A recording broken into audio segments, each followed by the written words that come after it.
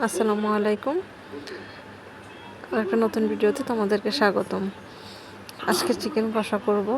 তো দেখা যাক আমি আমার নিয়মে কীভাবে চিকেন কষা করি সেটাই তোমাদের সাথে শেয়ার করব। প্রথমে আমি চিকেনগুলো ভালো করে ধুয়ে একটা পাতিলের মধ্যে নিয়ে নিছি। তারপর দিয়ে দিলাম আদা বাটা, দিয়ে দিলাম রসুন বাটা, দিয়ে দিলাম জিরার গুঁড়া। এখানে আমি জিরার গুঁড়া কম দেওয়ার কারণ হচ্ছে আমি জিরা বাটাও দিব, সেজন্য কম দিছি। দিয়ে দিলাম পেঁয়াজ কুচি, তারপর দিয়ে দিলাম হলুদের গুঁড়ো, দিয়ে দিলাম মরিচ। এটা যার যার পরিমাণ মতো দিবেন, কারণ সবার তো আর এক পরিমাণ গোস্ত থাকে না।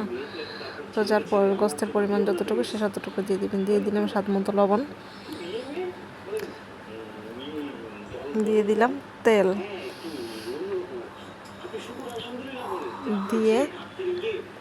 দিয়ে দিলাম লং, এলাচ, দারচিনি, দিয়ে ভালো করে সেগুলোকে হাতের সাহায্যে মেখে নিলাম।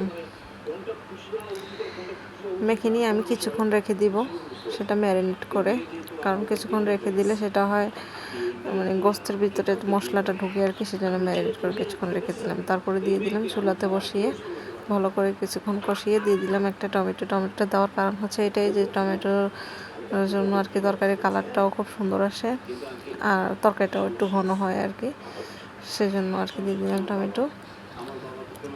তারপর ভালো করে কিছুক্ষণ নেড়ে ছেড়ে ঢাকনা দিয়ে রাখলাম। এখানে দেখেন তরকারি গোস্ত থেকে পানি বের হয়ে গেছে আর কি। ভালো করে নেড়ে ছেড়ে আমি তার সাথে সামান্য কিছু পানি অ্যাড করছিলাম। তা আমার এখানে কিন্তু আমার চিকেনটা প্রায় রান্না করা হয়ে গেছে। তো আজকের চিকেনের এই হচ্ছে সর্বশেষ রেজাল্ট। আমার চিকেন কষাটা কেমন হলো কমেন্টে জানাবেন।